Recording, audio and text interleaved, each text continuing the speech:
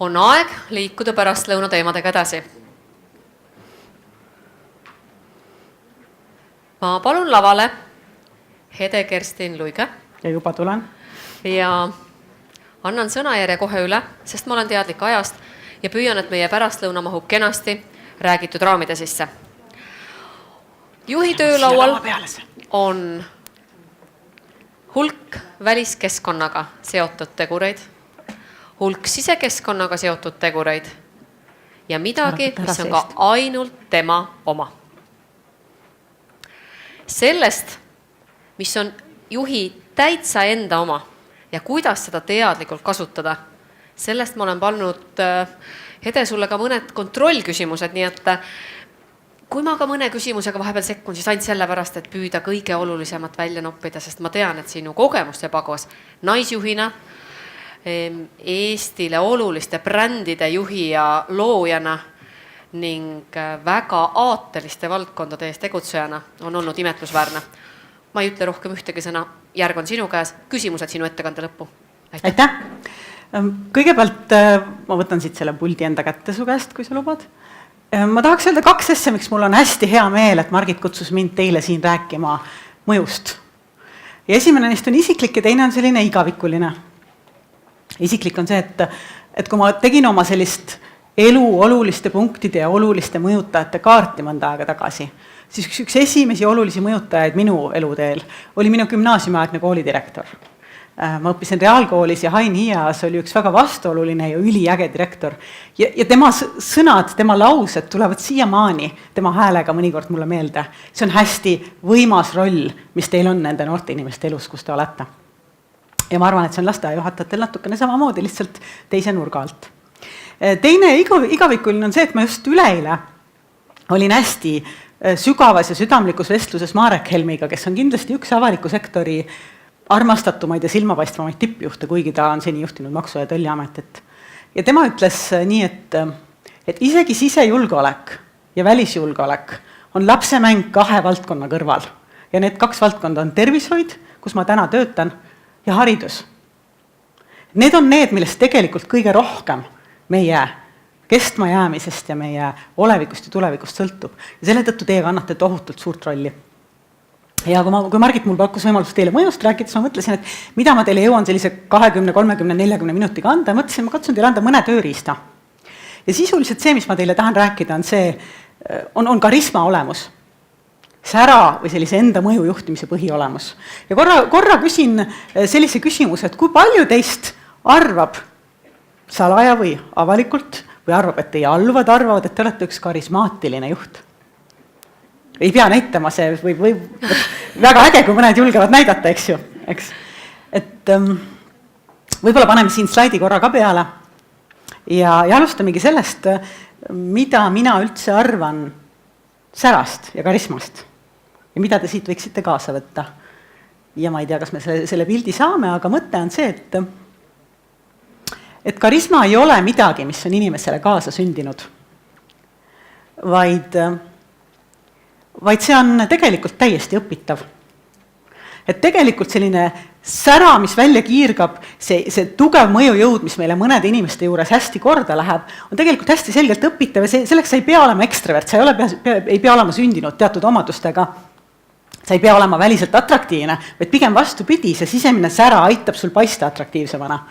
Ja sa ei pea muutma oma põhiiseloomu ega olemusi, vaid lihtsalt õppima mõned käitumislikud nipid, mis sind edasi aitavad. Kuidas see jutt tundub? On see usutav? Ja. Väga tore. Siis me saamegi kohe edasi minna. 7 sekundit. Mis te arvate, mis asi see on? Just. Mis tähendab seda, et 7 sekundiga me oleme inimesest, keda me näeme esmakordselt juba loonud omale mingisuguse kujutluspildi. Ja see sõltub reast asjadest.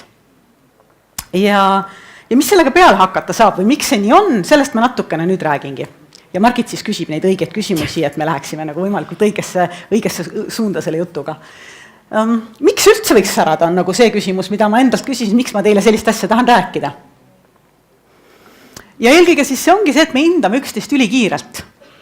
Teie lapsed hindavad teid ülikiirelt, teie lapse vanemad hindavad teid ülikiirelt, uus ministeeriumi ametnik hindab teid ülikiirelt, ja sellest võib teinekord sõltuda teie jaoks hästi palju, mingi hästi oluline asi.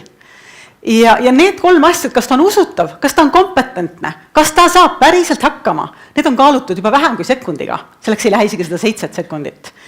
Ja kui sa üldse midagi mu jutust täna kaasa võtad, siis võib-olla võtta see mõte, et naeratus laseb sul paista targemana, mitte lihtsalt soojamana ja sõbralikuma, vaid ka targemana. See on täitsa tõenduspõhiste uuringutega kinnitatud.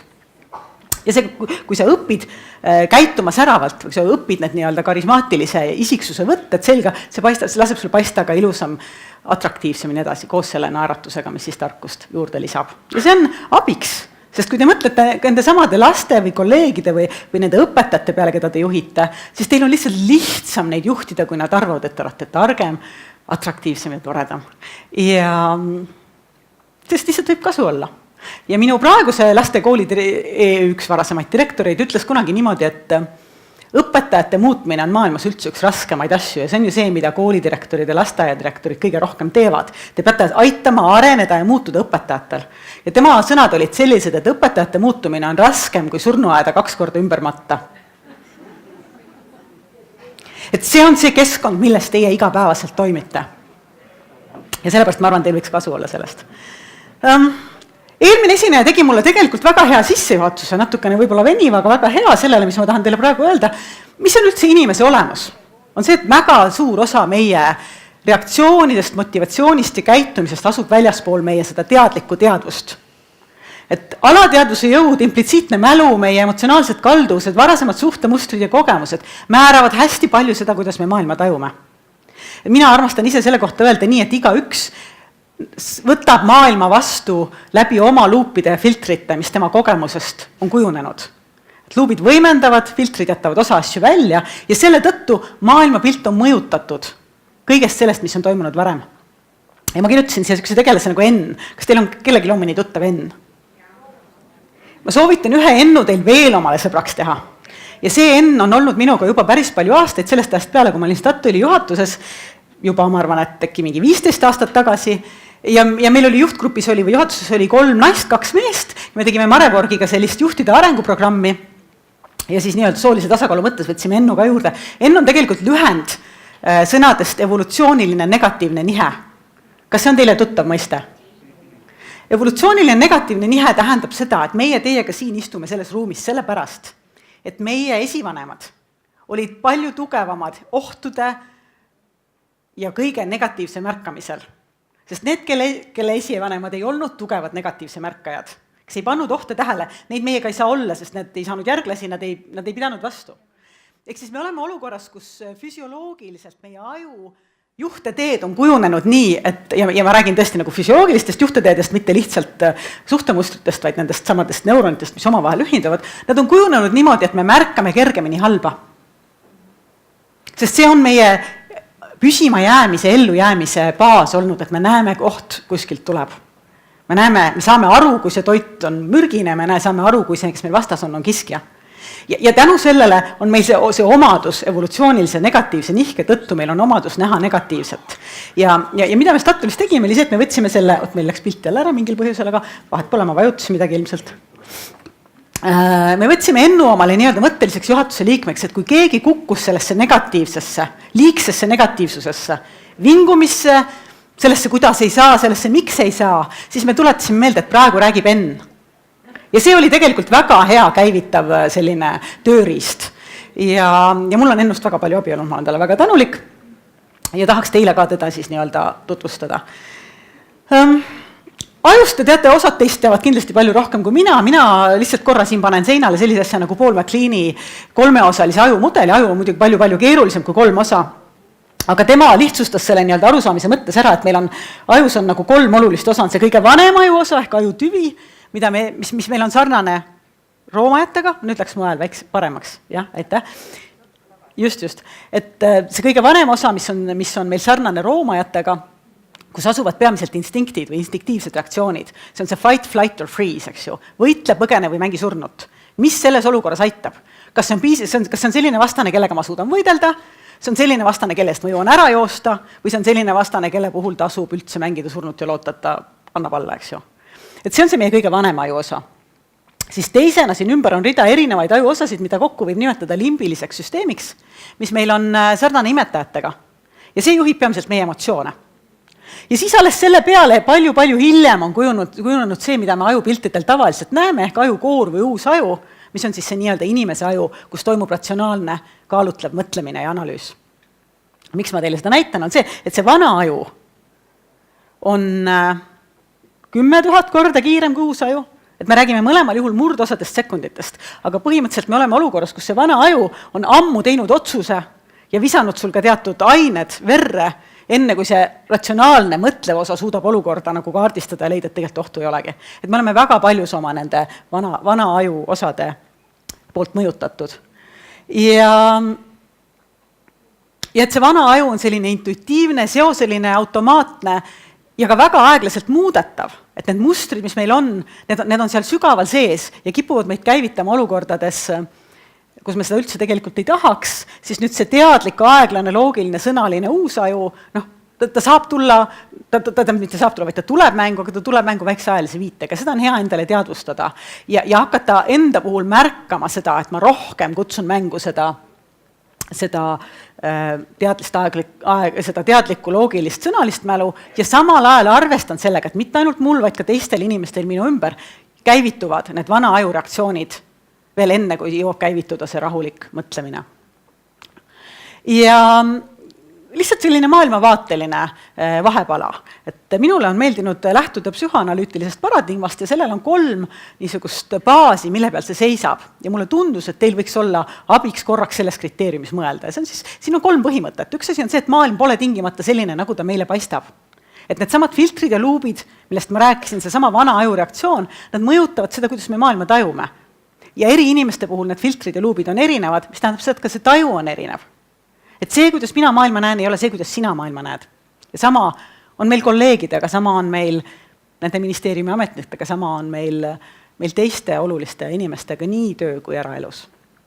Siis teine asi on see, et kõik see, mis meile tundub käitumises irratsionaalset, et sellel on tegelikult hästi loogilised alused. Seesama, mis eelmine esineja rääkis tegelikult lahti, kõik need erinevad kaitsereaktsioonid, võib-olla huumorit ei puudutanud, aga ta rääkis need lahti pikalt. Mõte selles, et inimene, kes käitub irratsionaalselt meie meelest, olen see ma ise või on see teine inimene, tema jaoks selles olukorras suure tõenäosusega see on täiesti loogiline. Ja vahest on see ainuvõimalik viis, kuidas ta selles olukorras käituda ja reageerida saab. Et kui sa seda endale teadvustad, sul läheb lihtsamaks tema reaktsioonidega toimetulek, nendele reageerimine, võib-olla teinekord ka ennetamine. Kaitsetest nii palju, et on üks kaitse, mis on nii-öelda küps kaitse, täiskasvanud inimese oma ja see on huumor.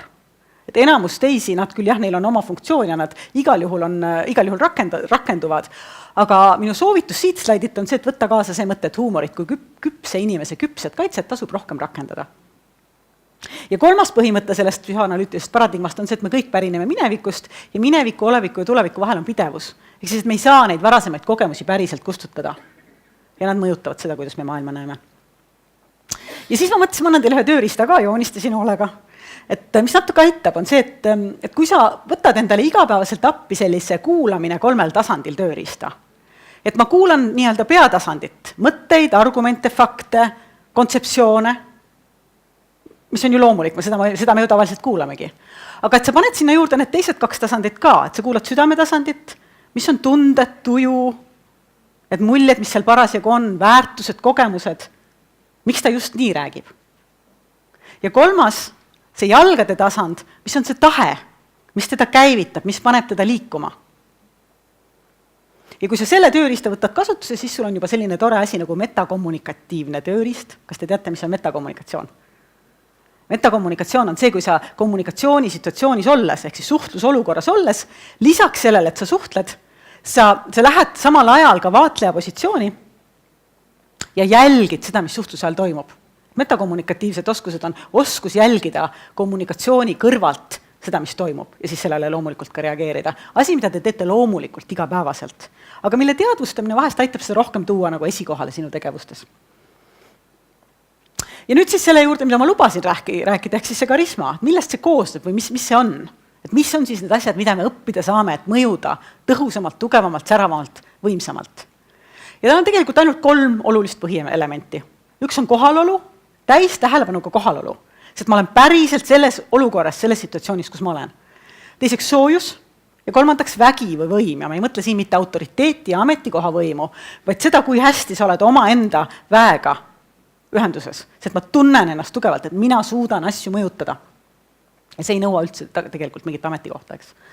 Ja käiks need korra läbi ja teeme kohe ühe harjutuse. Olete nõus minuga tegema ühe harjutuse, eks ole.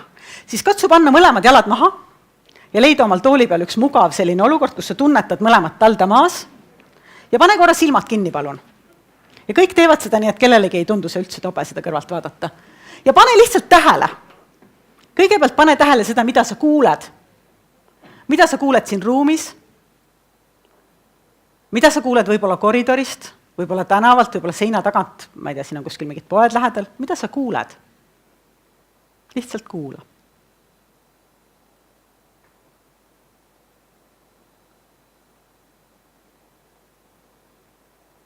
Ja nüüd pane tähele seda, kuidas sa hingad.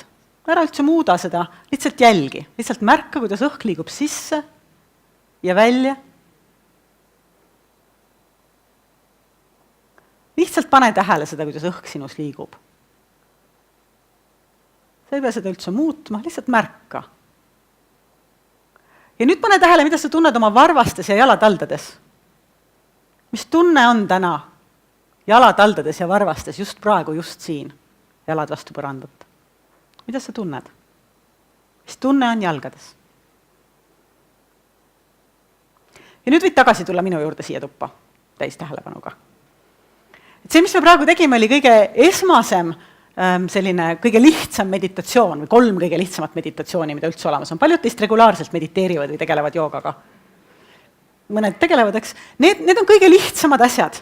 See, et sa juhid oma tähelepanu korra sellele, mida sa kuuled, mis toimub sinu ümber, või see, et sa juhid korraks tähelepanu oma hingamisele, see toob su tähelepanu ära siit, kus me kõige rohkem elame. Inimesed elavad suuremas ajast siin pea sees, eks ju.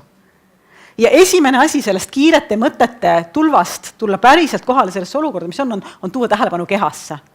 Oma hingamisele või jalataldadesse. Jalatallad on väga head, sest nad on peast kõige kaugemal, eks ole. Et sa said praegu nii-öelda meditatsiooni õppetunni ja need on sellised asjad, mida sa saad teha mis iganes olukorras. Mis iganes suhtlusolukorras. Lihtsalt tuua ennast korraks kohale, paremini kohale. See aitab seda täis tähelepanuga kohalolu. Mis te arvate, kui hästi inimesed tavaliselt kohal on erinevates olukordades? Seda on uuritud, mis on nii-öelda keskmine tavaline kohalolu protsent. Alla 50. Tegelikult Daniel Kirvelti uuringud ütlevad, et 50. Ja ma saan aru, et koolijuhid on ühed veel eriti keerulised inimesed, sest nad on väga head multitaskijad, mulle öeldi, mis tähendab seda, et te tegeletegi mitmete asjadega korraga. Aju teatavasti ei suuda multitaskida, vaid see, mis ajus toimub, on see, et sinu tähelepanu kiir käib kõigi nende asjade vahel lihtsalt hästi kiiresti. Ta tegelikult ei keskendu korraga mitmele asjale, et sa lihtsalt kasutad väga palju ressurssi sinna. Aga mis on hea uudis selle juures, et inimesed on üldiselt kohal 50% ajast või 50% tähelepanuga, on see, et kui sina suudad natukene parandada oma kohaloleku oskusi, natukene, sa saad teiste ees märgata vedumaa. Natuke parandad oma kohalolu. Harjutad ära selle, et ma hakkan järkama ja jälgima ka seda, mis mu kehas toimub. Või ma hakkan jälgima seda, mis toimub teises inimeses sellel ajal, kui me suhtleme. Sa juba oled palju paremini kohal kui 99% ülejäänud inimesi. Ja huvitav on see, et kohalolu tajuvad inimesed mitte ainult füüsiliselt sinuga ühes ruumis olles, vaid ka näiteks telefonikõnes. Nad saavad aru, kui sa samal ajal teed e-maile, isegi kui see klõbistamine ei kosta. Või kui sa mõtled, kuulad inimest ja samal ajal nagu mõtled sellele, et ma pean õhtuks ostma selle lapsele peab järgi jõudma. Selleks, inimesed kuulevad ära, sest see sinu reaktsioon on mõni murdosa sekundit liiga aeglane. Ei ole piisavalt ehe. Inimene kuuleb, kui sa ei ole kohal.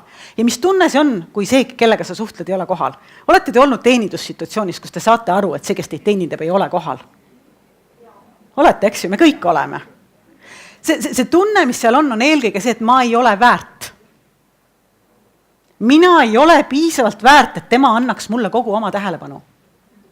Ja see on selline baasiline asi, mis läheb meile pihta sellesse meie põhienesese väärtuse tundesse, et ma ei ole väärt. Enamikel meil on nii probleem sellega, et ma ei ole piisav ja ma ei ole piisavalt väärt. Ja kui keegi sinna veel nagu laksu pihta annab, ta ei anna mulle oma tähelepanu, hullult tegelikult läheb korda.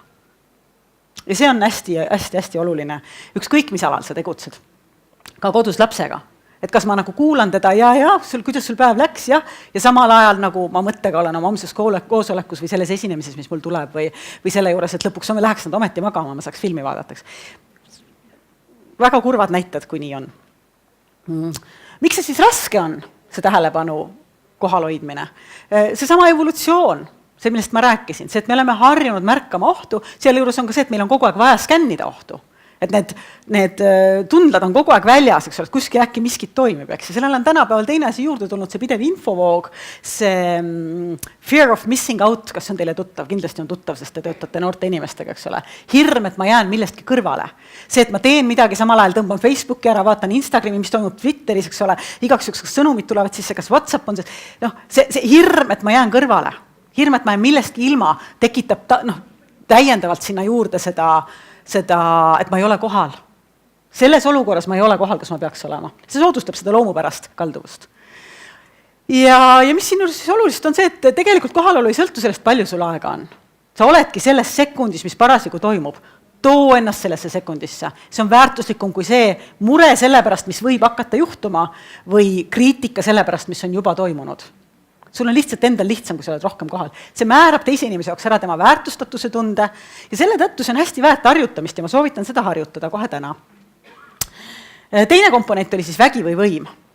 Ja see on siis sinu eelkõige siin just see võime ümbritsevat mõjutada. Sinu usk sellesse võimesse, et minust sõltub. Ja see ei ole seotud ametikohaga, teatud ametikohtadel seda lihtsalt on nagu halona juures, eks ole, et me juhtimisest teame, et ainuüksi juhi roll annab sulle sellise aura, et teised arvavad, et sa oled targem ja osavam ja väärtuslikum, eks ju. Et seda saab enda kasuks ära kasutada. Aga vihjeid inimese väele me saame siis eelkõige tema välimusest, tema teiste reaktsioonidest talle, tema kehakeelest. Kehakeel on kõige olulisem. Ja selle juurde me ka jõuame. Soojus siis kolmas komponent. Lihtsalt öeldes see on meie heatahtlikkus teiste suhtes.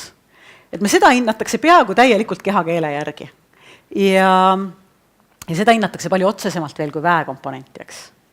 Ja miks nad siis nagu olulised on, need vägi ja soojus? On see, et kui me jällegi lähme tagasi sinna eelajaloolisse aega, kui inimesed olid ohtude kütkes, eks ole, ja elasid üksinda, kui sa kohtusid kellegiga, kellel oli korraga nii väge, ta oli tugev, kui sinu suhtes heatahtlikkust, siis see oli nagu lotovõit tollel ajal, eks ju. Sa olid kaitstud. Tugevama heatahtlikkusega kaitstud. Ja selle tõttu see jällegi nagu see läheb meie nagu kõige nende ürksemate asjade pihta, kui keegi on, kellel on väge ja ta on samal ajal heatahtlik meie suhtes. Ja ohud on siin see, et need inimesed, kellel on väge, aga neil ei ole soojust, nad paistavad arrogantsetena ja me kõik teame neid näiteid. Me võime vaadata poliitikusse, juhtimisse, me teame inimesi, kellel on silm nähtavalt väge, aga nad ei hooli. Või vähemasti neis ei ole soojust. Ja siis teistpidi need, kellel on palju soojust, aga nad ei tunneta oma väge, nad paistavad liiga allaheitlikena, et ilmselgelt mitte midagi sellist, mida sa ühe juhi rollis või ka niisama naise või mehe rollis tahaksid endast kommunikeerida. Ja nagu ma juba ütlesin, kehakeel on olulisem kui miski muu, nii selle soojuse kui väekomponendi puhul. Ja selle tõttu ta on ka karisma jaoks olulisem või selle sära või mõju jaoks palju olulisem kui mis iganes sõnad. Ja oluline siin juures on aru saada, et see kehakeel ei hakka mitte kehast, vaid ta hakkab meelest. Me võime lugeda väga palju häid raamatuid kehakeele juhtimiseks, õppida selgeks selle, et me pöörame peopesad inimeste poole ja me ei pane käsi ja jalgu risti, kui me nendega kuuleme. Me võime need kõik asjad ära õppida. Aga tegelik see kehakeel, see kommunikeeritakse läbi mikroilmete nii kiiresti, et sa ei jõua veel neid käsi ristata või lahti ristata. Teine on juba sõnumi vastu võtnud. Ja selle tõttu sõltub kehakeel rohkem sellest, mis tegelikult on sinu sees. Kuidas sa päriselt ennast tunned? Kas sa tunned seda soojust? Kas sa tunned seda väge? Kas sa tunned, et sa oled parasjagu kohal? Ja mitte sellest, kas sa oled harjutanud ennast seisma õigesti ja naeratama õigesti. Ja seda sellepärast siis, et see kogu kehakeele sõnumite hulk on nii suur, et me ei suuda neid kõiki kontrollida. Neid mikroilmeid on, ma ei tea, miljardeid, eks ju, mis korraga sul näost läbi käivad. Ja selle tõttu me ei saa lihtsalt tahtega mõjutada seda, kuidas me mõjume. Ja me peame endale nagu meelde jätma, et kehakeel igal juhul väljendab su sisetunnet. Kui on halb päev, nohu, köha, väsimus, magamata öö, halb tulemusvestlus eest tulemas inimesega, kelle sa pead lahti laskma, see kõik mõjutab su päris sisetunnet ja seda ära petta on raske, väga raske, et mitte öelda täiesti võimatu. Ja kuna me neid mikroilmeid tajume juba 17 millisekundiga, need pisikesed asjad, mis siin silmade, nina ja suu ümber toimuvad, siis seal tekib üks asi veel juurde. Ja seda võib nimetada nagu topeltlõksu olukorraks, et sa ei saa oma päris tunnet välja näidata, sest ei ole viisakas, eks ju, aga teistpidi, mis inimese jaoks nüüd juhtub, on see, et ta näeb sinu seda mikroilmet, ta saab alateadlikult vähemasti kätte selle su päris seisundi ja siis ta näeb seda sinu esitatavat ilmet, eks ju. Ja mis tekib, on see konflikt nende kahe vahel ja sa koheselt mõjud ebasiirana, sest sa valetad. Sa püüad oma kehakeelega valetada ja see paneb veel suurema põntsu kui see, kui sa kohe näitaksid välja, et tegelikult on jamapäev. Et see ebasiiruse taju on asi, mida tasub meeles pidada. Ja mis ma selle jutuga tahan öelda, on siis see, et kui sinu sisemine seisund parasjagu ei ole särav, siis mingi kogus pingutust ja tahtejõudu ei pane sind mõjuma säravalt. Ehk siis oma energia tasub suunata sellele seisundi kordasaamisele kõigepealt ja siis alles muule. Mida meel usub, seda keha väljendab, on see lause, mida tasub meelde jätta. Ja teeme siin ka kohe ühe harjutuse. Teeme harjutuse, eks ju. Et pane jälle need mõlemad jalad vastu põrandat ja pane silmad kinni ja leia omal samal ajal selline mugav asend. Ja nüüd palun kujutle oma meeles oma lemmikmuusikat. Mis iganes laulu, sõnad või viis või pala, kujutle ja mõttes korra kuula oma lemmikmuusikat, midagi, mis sulle väga meeldib. Luba endal kuulda meeles seda muusikat.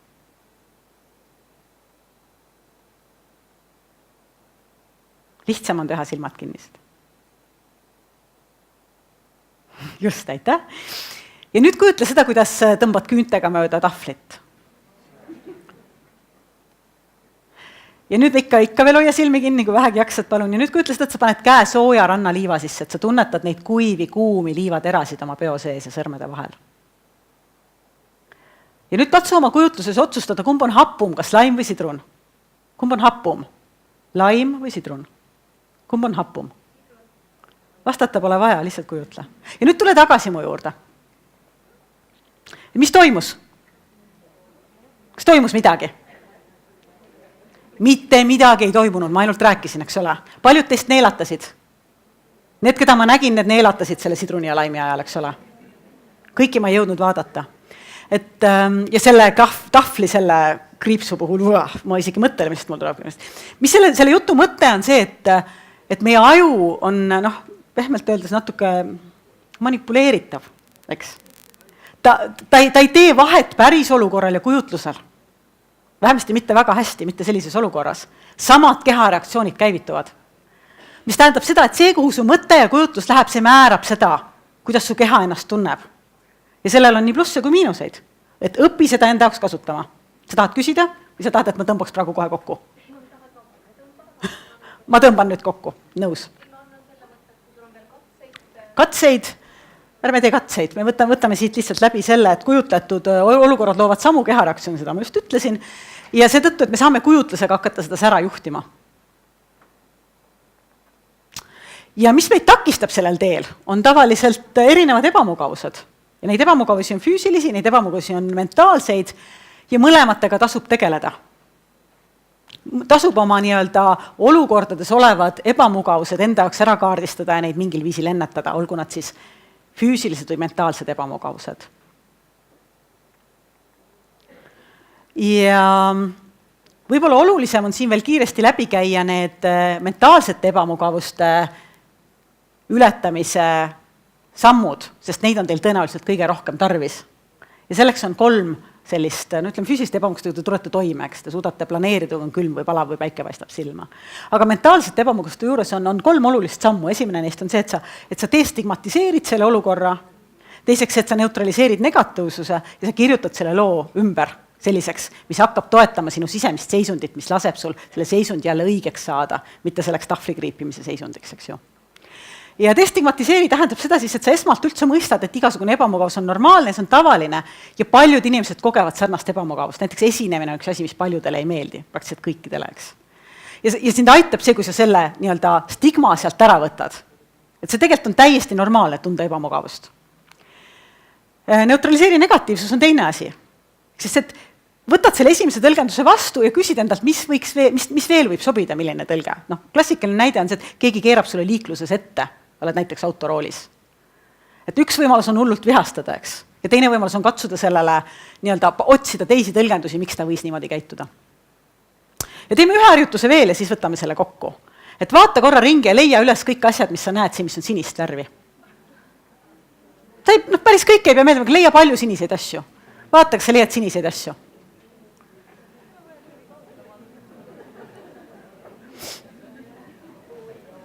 Ja nüüd pane korra silmad kinni, palun. Ja meenuta kõike, mis sa nägid oranži. Ja nüüd võid silmad lahti teha ja vaadata, kas sa näed midagi sellist. Et miks see harjutus on oluline, on see, et me näeme seda, mida me otsime. Meie tähelepanu on piiratud ressurss. Ja kui sa otsid sinist, sa leiad sinist rohkem kui rohelist või punast või oranži. Ja sama toimub igasugustes suhtlusolukordades. Kui sa otsid negatiivset, jumala kindel on, et leiad. Et hakka otsima midagi positiivset, midagi muud. Ja kirjuta lugu ringi, et anna sellele olukorrale uus tõlgendus. Ja sul läheb sealt juba palju paremaks. Ja huvitav on see, et need uuringud näitavad, et juba ainuüksi otsus muuta tõlgendust. Ainuüksi otsus, et ma katsun selle idiootsele käitumisele leida parema tõlgenduse. Juba muudab sinu nagu aju seisundit. Ja seetõttu tasub see otsus teha. Kas me nüüd võtame siin koha peal kokku ja küsime veel mõned küsimused ja lähme edasi teiste teemade juurde? Meil on võib, et kohe selliselt ekspressettekandelt, nagu sa tõesti tulid ja andsid selle mõtte, et mõju on teadlikult ise juhitav. Väga selgelt. Minul on sulle isiklik küsimus, et sa ise oled naisjuht nagu enamik meid siit saalis. Kas ja kuidas oled sa teadlikult seda mõju ära kasutanud? Ja sa tahad lühidalt vastust sellele, jah? Mul on olnud hästi suur rõõm töötada väga erinevate juhtidega ja 2 minu juhtidest, kes on mind kõige rohkem mõjutanud, on mõlemad olnud naisjuhid. Ja üks neist nimelt Epkivi ja Statoilist, temale ei meeldinud üldse sõna naisjuht ja ta üle kõige ärritus nendel päevadel, kui Äripäev andis välja naisjuhtide edetabelit. Sest ta ütles, et see tekitab tunda, nagu tal oleks mingi puue, et teda peab eraldi vaatama. Ja mul on endal natuke sama reaktsioon, et mulle tundub, et see, et ma olen samal ajal juht, samal ajal naine, doesn't really matter. Aga teistpidi, kui ma lähen nüüd tagasi oma teise selle juhi juurde Paiba Ruubesse, kes ka naisena mind palju mõjutas, siis see oli aastaid tagasi minu esimene tööülesanne Statoilis oli Alexela ostmisega kaasas olemine, Alexela ostmine. Ja me olime nagu mina, Epp ja Paiba 3, ma ei taha öelda tšikki, eks ju, mina ja tšikk, nemad olid ikkagi juba nagu lugupeetud daamid. Ja siis meil vastas olid need 3 Eesti naftaärimest, Kolk, Past ja whoever remembers, kes see 3. oli, eks. Ja ma mäletan seda, et ma tollel hetkel nagu, ma elasin üle seda, et ma võin paista neile nagu ajudeta bimbona, eks ju, sest lihtsalt ma olen naine ja suhteliselt noor ka tollel ajal veel. Ja Paiba suutis must tekitada selle tunde, et see ei ole oluline. Ja kui sa kahtled, siis pigem keera peale seda, et sa oled naine. Et sul ongi teised väärtused, teised konkurentsieelisid ja sa ei pea seda kunagi nagu tagasi hoidma, et sa oled naine. Loomulikult sa ei kasuta oma seksuaalsust või naiselikkust kellegi mõjutamiseks, sa ei tee seda, normaalne inimene ei tee seda tööolukorras kunagi, ükskõik kas oled juht või mitte juht. Aga ma mäletan, et tollel ajal just sellest suhtlustest nende 3 naftaärimehega versus siis need 3, eks ole, Statoili ehk Norra ettevõtte poolt tunnustatud tippjuhti, nagu me olime, sain ma selle kindluse, et sa võid olla see, kes sa oled. Kui sa oled professionaalselt tugev, siis ei ole vahet, kas sa oled nagu soo mõttes 1 või 2 või 3. Kui ma ei tea, kas see vastas sulle küsimusele? Vastas küll. Ma küsin, kas saalil on küsimusi? Kus on? Nii, tuleb küsimus. Hästi. Kas oskate tuua 2 näidet ebasiirast kehakeelest? Mida ma ise olen kasutanud? Kindlasti oskaks, kas ma nüüd mõtlen. Täna on mul üks väga suur ebasiirus. Ja see on see, et ma tegelikult olen täiesti haige. Mul ei ole üldse häält. Aga kuskilt te seda kuulete, mida ma räägin. Et võib öelda, et see on ka üks nagu selline ebasiiras kehakeele kasutamine. Tavaliselt ilmselt kõige levinum on see, et kui sa naeratad, siis kui sa ei taha. Ja inimestel on eksiarvamus, et võltsi naeratust saadakse jube kergesti aru. Kuna, eks ole, seal vist see reegel on vist nii, et see võltsnaeratus ilmub näole aeglaselt ja silmad ei lähe kaasa ja läheb ära kiiresti ja õige naeratus tuleb kiiresti ja läheb ära aeglaselt. täiesti õpitav, sa suudad silmad panna naeratama ja selle naeratus kiiresti näole manada ja aeglaselt panna ära minema, kui sa tegelikult nagu tahad. Et see on üks, ma arvan, et mitte väga halb valetamine kehakeelega. Palun. Aitäh. Kas seal oli ka veel mingi küsimus või kommentaar enne? See juba sai vastuse. Oli teil ka mingi küsimus või mõte ei olnud? Aga siis... Ma tänan tähelepanu. Siis saada mind ära. Saada mind ära. Ma annan sulle kaasa linnumaja, koolilaste tehtud. Ma loodan, et see sobib kusagile, kus on kindlasti palju kevadel. Tahtsin just öelda üks õunapuu, kus kevadel see üle talve hoida, et kevadel linnud teaks tagasi tulla. Aitäh sulle. Aitäh sulle, Margit. Suurepärane.